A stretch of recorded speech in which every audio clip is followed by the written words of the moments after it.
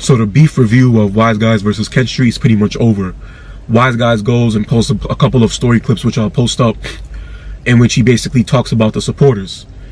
He speaks on the supporters, stating, and he tells them basically like, oh, you guys support them and you watch them, but in return they disrespect you guys and they try to like use you guys. You know, if you have money, they'll try and be cool with you, but they don't really care to really look out for you in a sense. So he's trying to put himself as like the martyr, or like the example of saying, hey, I tried it and look what happened. Like, you know, I came in with the money to help people grow because I liked what I was seeing, just for them to go and, you know, do me wrong. That's how Wise Guys is feeling.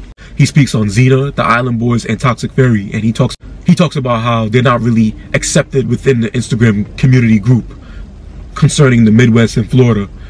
He says that they kind of like are used for like content and are only looked at to really bring in views. They don't really have people around them who genuinely care about them to see them grow, in a sense. And I think he was more referring to John, because if you remember on the John arc that we did, he was talking on, you know, John was saying, you know, how Xena was immature in a sense, which during that time I can admit to the fact that, yeah, Xena was kind of immature or like bugging out.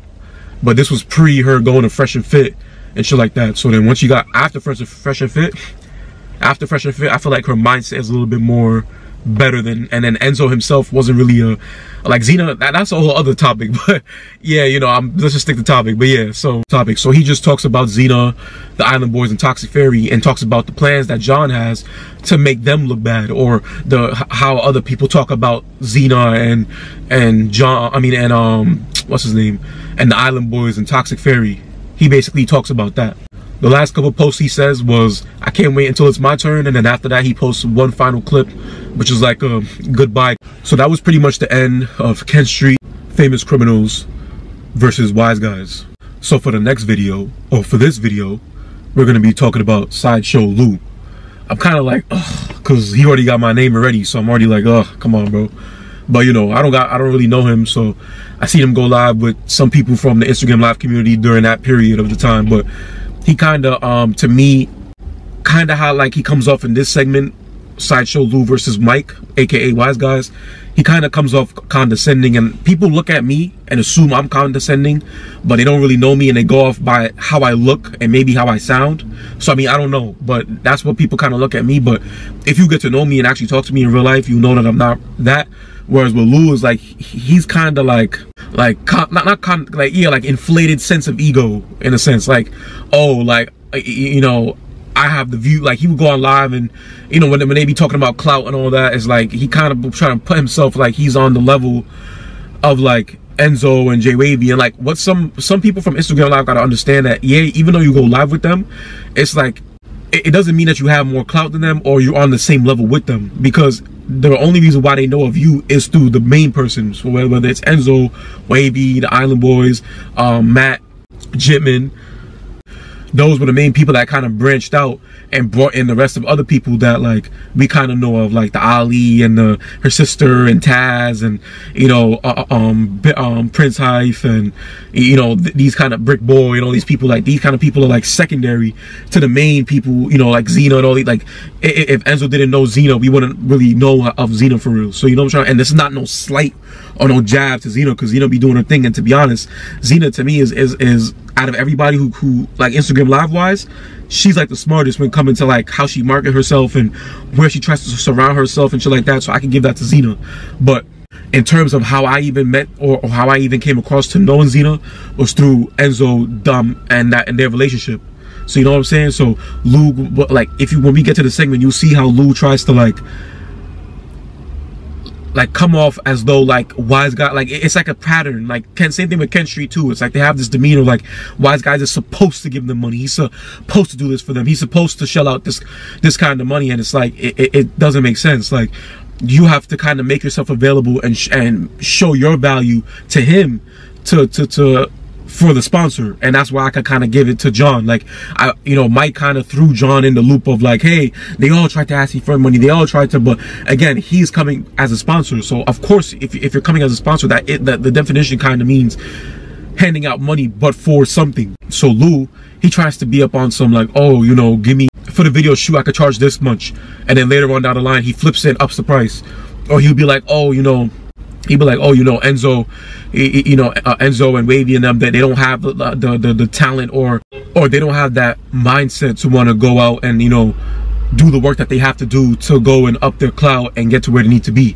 Which that part, again, I agree with, and we spoke in previous videos, but and to summarize it, I'll put it in short, which is if Wise Guys' first intention was to come in and dismantle the Instagram live, because during the conversation with Famous Criminals, he told him that he was never fans of any of them in the first place. So if you're coming from a standpoint of that, coming and wasting your money on Enzo wouldn't really make sense, because he's gonna just waste your money. Like, yeah, he would just say shout out Wise Guys, but he's not really trying to like kick it with you or be cool with you or try and talk to you. But whereas, like, let's say John, for instance, if you was to sponsor or I wouldn't say sponsor John, but like, you know, work with John, it'd make more sense, because John has a studio already. He Jitman, so I mean, Jitman's kind of fell off a little bit, but you know, in the sense that like he kind of at a point helped Jitman, so it's like, you know, there's some value where or investing into a YouTuber that's posting that, cause that's like the news nowadays. So again, me posting this video, I'm posting this video strictly to keep up with the timeline, as well as to kind of reintroduce myself and, you know, everything that kind of went through with me, as well as the Instagram live community and the Pluggy Plugger channel.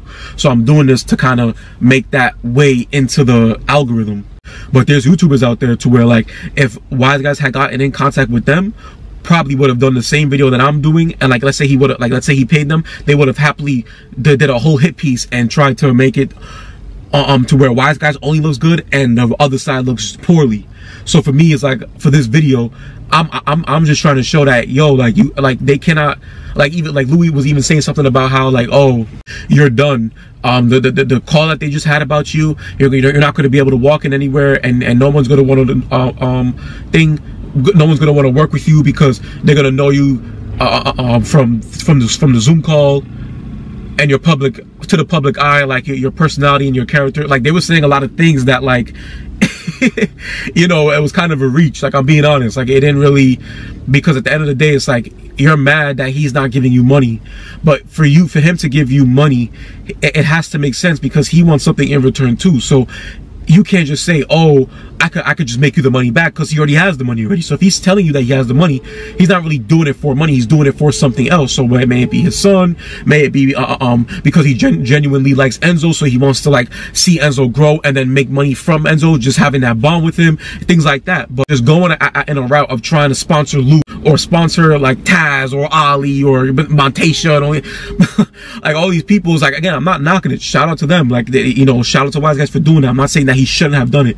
but again, from a standpoint of him saying that he's trying to dismantle the Instagram live community, he should have tried to pay the media people, because then when you try and pay the media people will, they're gonna continue to post about you, even though the Instagram live stops talking about you. And the Instagram live are only really getting new people on the live because they're getting new views from the YouTube. You know what I'm saying? So it's like that. So, but Wise Guys going and sponsoring Lou, paying Ken Street for his T-ball for his daughter, again, shout out to Ken Street, but doing that, it don't really make sense, and it has no business related to it. So yeah, and Sideshow Lou might see this and be like, oh, but that's the thing though, he did, and that's his voice too is funny, like, but yeah, he did want his business, he did want it. What are you talking about, bro? Like, he has like a surfer dude kind of.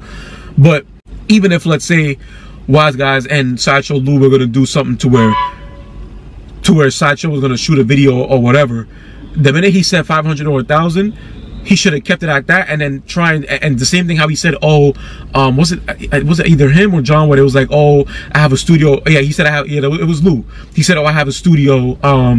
I normally charge 50, but all Wise Guys sponsors 30% off. I mean, $10 off or something like that. So that's what he should have done. So say, oh, you know, I charge 500 to 1,000.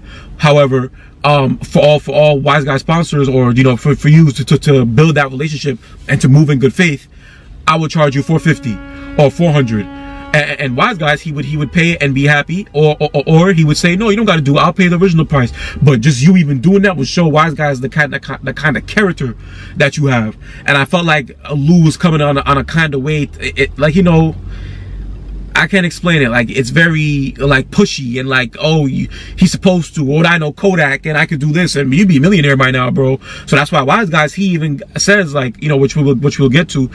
he even says like, oh, well, he's coming off like you don't need my money, so why do I want to help you? Or, you know, you have all these connections, you have a studio already, you could shoot a photographer, you're basically doing okay. So it's like, you don't really need money behind you. Yeah, you could say you need money behind you to help pay your rent so you can focus more on music, but how you're coming off, it's not making sense. So if I was in Wise Guy's shoes, I wouldn't want to sponsor you. So that's why Wise Guys kind of had that sarcasm to kind of like, and then it's like you make it look bad for like, for everybody else, because it's like now it's like you're making Wise Guys think like, okay, well now when I deal with these kind of people, this is what I gotta expect. And not even just Wise Guys, because it's the same thing that I was thinking about too, and not even just for the South. I'm talking more in the sense of the East Coast. Like, sometimes I'll be sitting back and thinking like, yo, they be doing these Instagram lives and they be funny, but sometimes they be saying so much things that like they're not really supposed to be saying on the internet, that's not going to get them quote unquote accepted in a sense. So it's like, and I'll give two examples, and I'm speaking objectively. Let's say me, Prince Hype, and Sideshow Lou. If let's say I'm a person that's actually grinding, and I'm a person that would want to create merch or want to do that, and I'm on my grind, and I'm on my trying to save money and try to get to the next level, and I'm not going to be like Enzo trying to waste my money on a back cat and do all these things, and I'm minding my business, and I'm doing what I got to do. And then let's say you have, and let's say I don't even meet Mike, I don't even meet Wise Guys, or Wise Guys, he's not really thinking about me. But let's say Wise Guys, he has his attention on Prince Hype and Sideshow Lou. So now let's say, again, I brought Prince Hype into it because I don't think they've fallen out. So that's why I'm trying to take somebody who Wise Guys, aka Mike, doesn't know, which is me. Take somebody that he does know, which is and had a bad experience with, which is Sideshow Lou. And then I want to bring in, I'll talk about somebody which is Prince Hype, that Wise Guys is still currently has a good, maybe I don't think he sponsors him anymore, but they still have a good relationship. Like, it's not no Wise Guys, I mean, big up Prince Hype never got on live and said anything negative about Mike, and this is to my knowledge, so I don't know. So I'm trying to use that to show good, bad, neutral. So now let's say Wise Guys go, I mean, I keep saying Wise Guys, let me just say Mike, because that's so thing to say. Now let's say Mike goes and he wants to sponsor Prince Hype, and he sponsors Prince Hype first, and you know he's doing good business with Prince Hype. But the thing about it, like, he's maybe realizing that, hey, when I give Prince Hype money, you know, he went and got a chain. Or I give Prince Hype money and he went and spent, like, he's not really, I don't see him dropping as much music videos. He only dropped like 2 or 3 videos. So in Mike's head, yeah, he's dishing out money, but at the end of the day, he knows that he's just basically giving out money for free, and he knows that that's the goal of the sponsor. But he wants to know that his brand, Wise Guys, is also being pushed as well. And if you're only dropping 3 videos, or the total amount of eyes that you can get, views, like, I'm talking about from everywhere, from YouTube to music to everywhere. If your total amount of views that you can get, let's say, is only 1,000 a week, because like let's say you get like 6K on a music video, and that's in 1 month, and it stays at that rate, and then you go and you get a couple of live videos in that do 200 views, 300 views, Wise Guys is going to look at it and think, well, I'm not really getting much eyes or much views in it in return, because Prince Hype is more trying to be on some gang shoot 'em up, and I'm more trying to promote Wise Guys to where it can be an umbrella brand, to where I can kind of, you know, do a podcast or run a gym or whatever it is that I see fit that I can do. That's kind of more where I'm trying to take it. And my thing is, because remember, the thing about it is with sponsorships, you can't be like biased in your sponsorships, like, oh, because, all right, put it like this: sponsors are basically marketers, and they basically pay to market. So you cannot, like, if that's basically the bottom line. So you can't, as a marketer or someone that's trying to get eyes on their brand, you can never bash or say, oh, I want to go to this person because they might have more of this kind of a fan base. So I feel like this kind of a fan base is more people that I more get along with. So they might like my stuff. Because 9 out of 10 times it don't usually work like that. It be the people or the sides or the groups or that are actually the opposite of what you are, but may like what you have going on. So, you know, it can be both ways, but it all depends on the mindset of the person. So now, to string it back now, if we're talking about Prince Hype, he might say, okay, well, you know, maybe let me stay away from sponsoring him, but he's still cool. Let me see what he does on his own. Is he gonna get more views? Is he gonna get more thing? Because, you know, I still want to work with him. He's still cool. He's making music. He has that drive. You know, I'm not discriminating. I'm here. You know, I want to give out money. I want to get all eyes. So, and I still want somewhat, you know, I still want quote unquote cool people to watch me, or the urban culture to watch me. So, you know what? Let me keep him. So boom. So now, let's say they're not talking no more, and then they go and he meets Sideshow Lou. So let's say he meets Sideshow Lou now, and the conversations that we will get into, so I'll put it up so you guys can read how Lou is coming off like, oh, if you just give me money or thing, like I'll make you a millionaire in 6 months. Oh, you know, Enzo and J Wavy and all the rest of them, they don't have the drive. They're not gonna make it. You know, I get a feature with Kodak.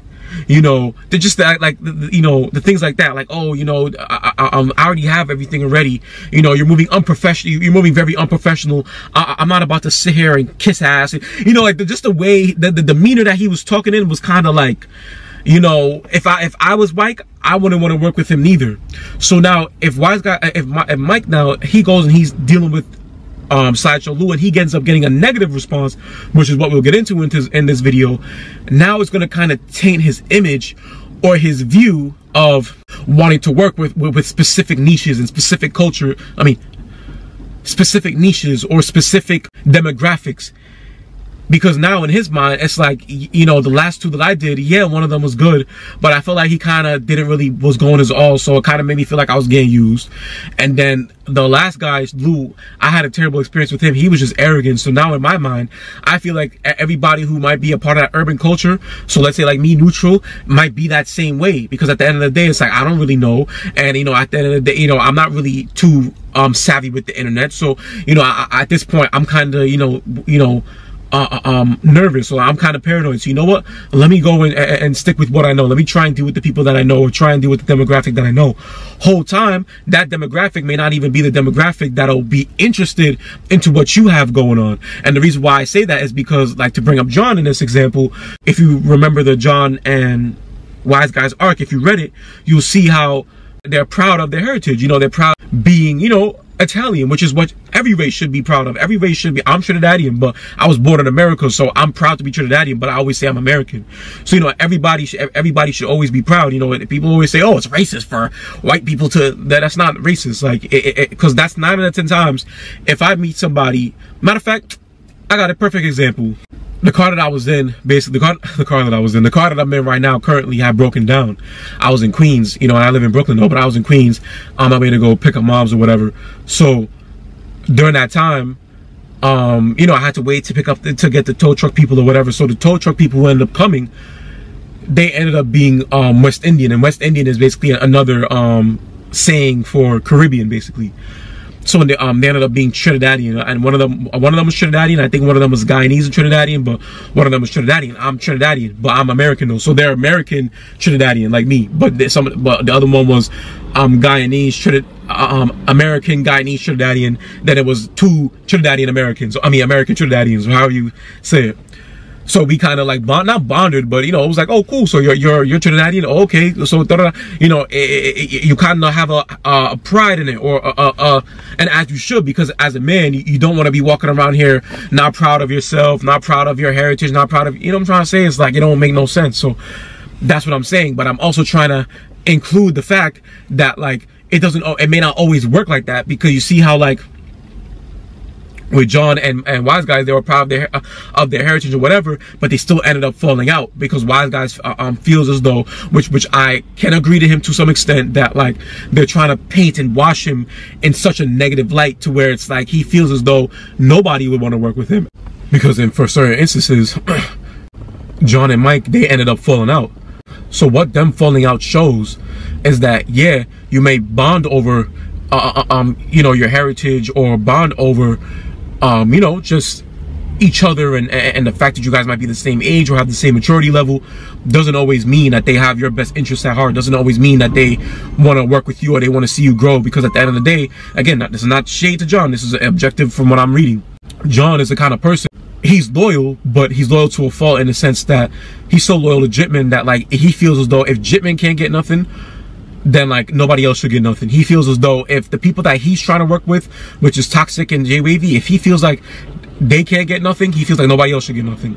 So that in itself is a bad mentality to have. That's like that's kind of a toxic, sneaky kind of, thing to have. And this is not no slight at John. This is just objective. Like anybody who's reading this and could see this would be like, oh, okay, thing. But this doesn't mean that, oh, I wouldn't want to go and visit John's studio. It doesn't, because again, I'm just an objective viewer. I'm just someone who just objectively sit, and wow, I'm not into it knowing like the full back ends and the full knowing. So I'm just reporting because I was covering the whole thing from the from when Kent Street stopped posting and I started posting up, from there all the way through until the end of the Wise Guys and that whole fallout. So I watched that, the Zoom call. They had 2 parts. I watched both of that. I took notes on that. So I'm not coming at this from I'm blaming you and it's your fault, and I'm blaming you and it's your fault. I'm just saying, yo, this is where you went wrong. This is where you went wrong.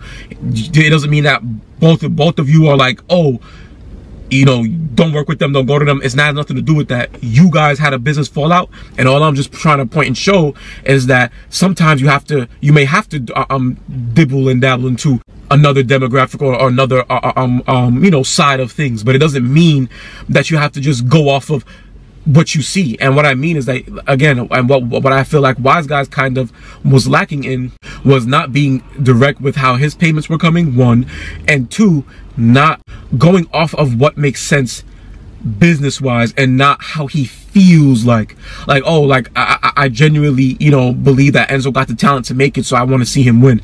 Yeah, that's good, but does Enzo want to do that? Because then you can't blame what doesn't work when how you went about it was gonna make it not work in the first place, if that makes sense. So and that's what I'm trying to say. So it doesn't matter who you go to. So like, I'm not saying never go to Enzo or never go to someone like Jay Wavy, but I'm saying if you're gonna pick somebody who's from that niche, like that Jay Wavy, Island Boy, Enzo niche, you want to make sure that they, like, you could sense that they have that mentality to know, like, okay, they actually mean what they say and they actually want to grow. Not like Jay Wavy, where he want to shop at Claire's and he want to just spend your money up and buy weed and do, like, that's not how you're supposed to see him constantly posting on YouTube. You're supposed to see how much views is he pulling in per week. You have to see, does it grow? Is it stagnant? How many times is he going live? Does he do different types of content?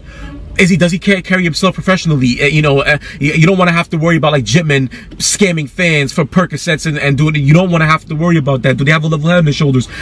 Are they bringing you ideas like, yo, Wise Guys, yo, bro, that logo that you have, if you could send it to me, or maybe if I probably screenshot it, I could probably, put it in a merch or put it in something.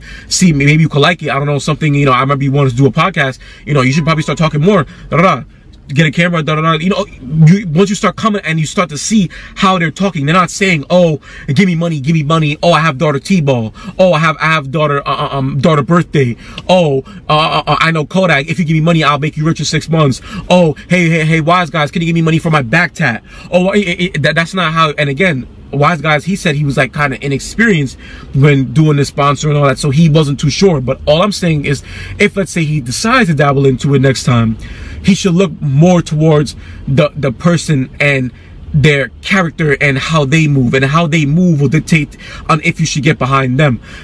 And meaning, do they want it for themselves? Because if they want it for themselves and they work at it for themselves, then that means that they will work hard for you. Because if you're funding them, because again, if you're funding them, you're making them have to work less so they can focus on content creation more.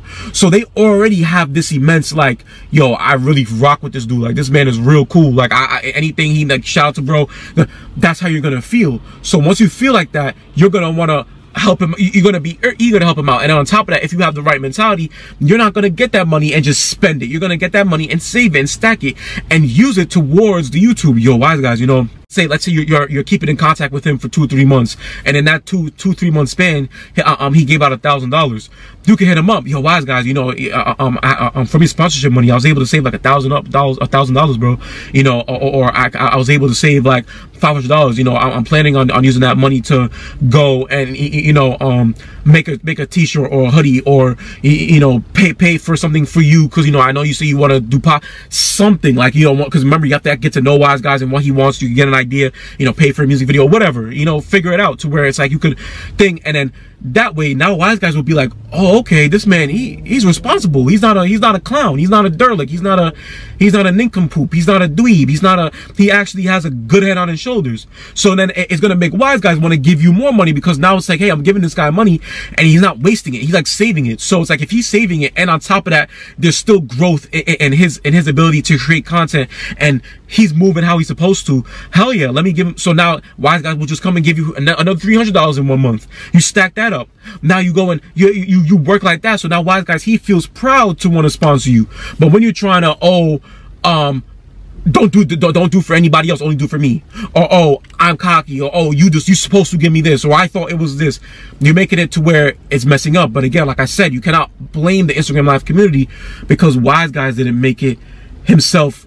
He didn't lay the law down basically on how much he pays. This is what it is.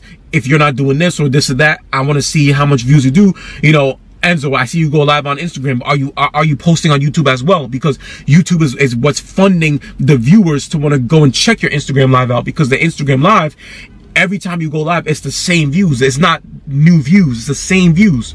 It's the same. And when I mean it's the same views, it's the same people from the previous live who are coming again to watch it. So him saying, shout out Wise Guys, shout out Wise Guys, it's no real growth. You want to see growth. You want to see impressions. You want to see, and YouTube was what shows you that. So you could show him the analytics. And that's exactly what I did.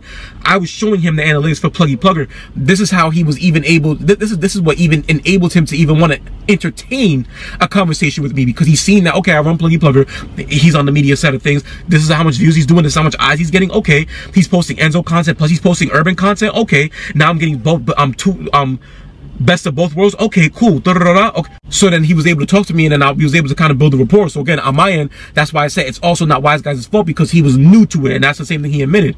So it's not Instagram Live community's fault, like how Wise Guys is making it, trying to make it seem, and it's also not Wise Guys' fault.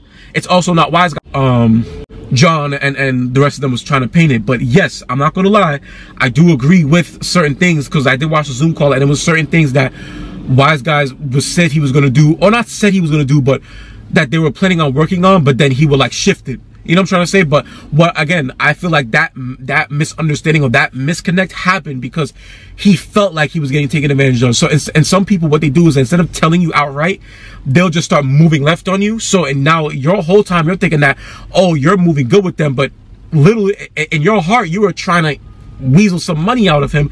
So he sensed that and tried to not really tell you about it, because he sensed that that's a part of your character. So he decided to kind of like deviate. So it caused this whole misunderstanding to where this not war, but this like thing to where it's like, oh, don't ever work with Wise Guys. He's not ever gonna think. He's not. And then on Wise Guys, and it comes across as, oh, everybody on Instagram Live community for the Florida scene are snakes. All of them are. But it's like half and half. They both did things that caused that collision, if that makes sense. So without any further ado, we're gonna get right into Sideshow Lou arc. Then after that, we have the J Wavy arc, and that's it. That'll be the end of the documentary. I'm gonna do it in parts. Last video was the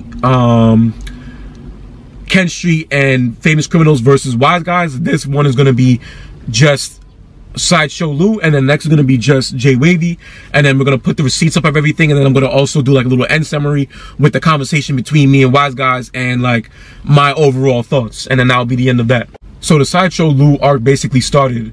So the conversation between Wise Guys and Sideshow Lou started by Wise Guys asking Lou how much he charges for a studio session and for studio like things. So Mike, he ends up working with this person named Prestige. And Prestige is an example of what I mean by when I say if they were to still get sponsorship money and still work on the side and save as much money as they can, the money that Wise Guys already gave them a month ago, they would still have, and they could use that money to pay for studio. They could use that money to pay for whatever. But again, they get the money and then they spend it on whatever, and then look for Wise Guys for more money. So for this section, so I guess before talking to Lou, Mike and Prestige have had conversations already, and Mike basically, and Prestige, he was looking for work from Wise Guys to get paid. So Wise Guys, I guess, ends up having something for him to do, and he pays him money, or I guess he pays him $250, or he pays him some kind of money. So when they're trying to book the studio session for Prestige, Sideshow Lou was telling Mike, hey, Prestige or your artist, because again, since Mike is sending Prestige to Lou Lou is thinking that that's what Mike's artist, or that's the person that Mike is sponsoring. The whole time that wasn't the case. He had done work for Mike, so Mike just paid him for it. Since he assumes that that's his artist, Lou was thinking that his payment would be sent in today, or that same day. So he ends up texting Wise Guys saying, or Mike saying, hey, your artist Prestige is telling me that he's gonna have the money on Wednesday. So this leaves Mike confused, because in Mike's thoughts, he's thinking, okay, well, Prestige already has the money from the work he already did for me. He could just use that money to pay for it. But I guess Prestige was trying to like get one up over on Mike, try and make it seem like, oh, well, he gave me money for work, so I'm sponsored by him now, so hit up Mike and ask him to pay for the studio. I feel like that's what happened. And Lou, he wasn't really too aware, because he's thinking that, oh, well, since Wise Guys is the one who brought up the studio session and brought up Prestige, that they're in cahoots and they're talking. So Mike adds on that, yeah, you know, he doesn't sponsor him. It was just a one-time payment thing. He did something for me, so I paid him for it. So, you know, in Mike's mind, so why he can't just use that money to do it? That's how he's thinking. So in Lou's mind, he's still confused, because he's like, oh, well, you're Mike, I thought you're supposed to pay for it. And Mike ends up showing Lou text messages between him and Prestige saying how like he didn't want to pay because of his own choice. Like he's saying, oh, well, I don't want to pay that. But again, Prestige is going to Lou trying to make it seem as though like, oh, you know, Wise Guys is the one you got to hit up for that. Like, you know, I'm sponsored by him now. And because Wise Guys was the one who brought up Prestige in the first place and brought up studio time in the first place, that's what kind of threw the confusion in there. So he just adds on more and says how that money that he got paid by me that one time, he was supposed to use that to pay for the session. You know, I don't sponsor him. It was, I gave him $250. So I don't know what their terms or the agreement was for the $250. I don't know if he was to pay a bill with it or was just to get, you know, I don't know what it was, but he had $250 freely, so he could have used that to pay. Lou and Wise Guys basically, you know, clowning Prestige and showing like, you know, how this guy's basically a, you know, a scammer or a weirdo. I wouldn't say a weirdo, but a scammer. So this is where Lou speaks, and he talks on how if he had money, he'd be much farther than Enzo and Jay Wavy, and that, you know, and that in 6 months he could make Mike a millionaire. He adds on to say how Enzo and Jay Wavy and them, they don't have the discipline or the mentality or the drive to want to go ahead, achieve their dreams. So they get to talking some more, and Lou basically throws little like insults at Enzo, you know, basically saying he's not loyal and things like that, which doesn't really make sense to do, because Mike has an interest. Maybe he's not favoriting Enzo, but he has an interest in Enzo. Like he sees potential in Enzo. So Lou trying to get sponsored by him and at the same time trying to belittle Enzo is not going to work out. So Lou basically gets upset at the fact that Mike didn't invite him out to the show that they had. And Mike responds. He also adds on and says how like Wise Guys is playing favorites and how Enzo is his favorite. So Mike basically responds to that, and he basically replies saying that, you know, he is not my favorite, and goes in depth to why he didn't want to have Sideshow at the show, because he didn't want no problems or no beef to happen between Enzo and Sideshow Lou, which makes sense. So out of nowhere, I guess Lou flexes and tries to say like, you know, well, you know, Toxic Fairy's on my body, you know, I be having things in the tuck that I could tell you about. You know, Jay Wavy is not your guy. You should come to me. I have all the dirt. They all want me. You know, I'm more known than Toxic and Enzo and Jay Wavy and all of them. It's me you want to work with. I know Kodak. So Mike, he tries to point out how like Sideshow Lou and that little circle group that they have, I guess, are like snakes, by saying how once Jay Wavy had that allegation, that pedo or that Geppetto allegation against him, he started beefing with OD Hunt over it, and then out of nowhere, OD's Hunt page got deleted. So Lou tells Mike that usually it's people within the circle, within the very own circle that they're a part of, that gets other people's pages, that gets the people's pages deleted. So Mike tries to highlight that and show, well, no wonder, I could see based off how you move. Mike also adds on how Sideshow Lou is a snake for basically trying to like scam him or weasel more money about him, by saying how in the beginning, by stating in the beginning how he was only charging $500 to $1,000 for video shoots, and it all depends on where the locations and how many spots and the time and whatever. And so he priced him at $500 to $1,000. But then later on down the text, he ends up hitting Wise Guys up and says, oh, it's going to be $2,000 to $3,000 for traveling expense. Like he was kind of more coming off like he was like Drake. Like he was like, oh, you know, you got to pay me $3,000 for, and the thing about it, what Wise Guys was trying to say is that, Lou, if you already have all these resources, I don't need to pay you that much. But now, if you're saying that you're a middleman and you can get these things, then I'd rather you just, if you're useful as you claim you are, I'd rather you just maybe, you know, come direct with the source and, you know, connect me with the source instead of trying to add on an extra 1,000 or 2,000 so that you could try, you know what I'm trying to say? Like, and even if you say that that's not my intention, and when you come like that, people can sense these things and they're not going to tell you about it because they're going to just assume that that's your character. So they're going to act accordingly and want to move on. So I'll put up Mike's response so you could see right now, so you could see to everything that I just stated. So then this time around, it's like Lou tries to kind of switch up his ways. So he says, oh, well, you know what? I can do 2,000 flat for 2 videos. Like, he tries to break it down. He tries to be reasonable in a sense. But now it's like too late because he moves in bad faith, because he tries to let wise guys know, like, hey, your career is over, like your run is over. That call that they just had just exposed you, and you're not going to be able to walk anywhere and be around people. No one's ever going to want to work with you. So I'm your only hope, bro. So you know what? Bet 2,000 flat. You don't got to think, do this for this. So it's like you could still sense the snakish kind of intentions. So again, I'm more looking at it. If I'm Mike, would I want to give this guy money? No. But again, I'm just going off objectively and going off like the facts basically. And after that, once Mike kind of left him on red and they didn't want to have nothing to do with him, Lou starts trying to like get tough with wise guys in the messages, like, oh, you know, we live in Denver, you know. I hope you like. I can't explain it. I don't even want to come at him because I don't want him to feel like, oh, I'm playing disrespectful. But he does kind of have like this accent, like, you know, I don't know what you're talking about, bro. You know, I hope you're gangster like that in real life. Like, I don't know, the way he kind of comes across. So he kind of says that, and then they ended off at that.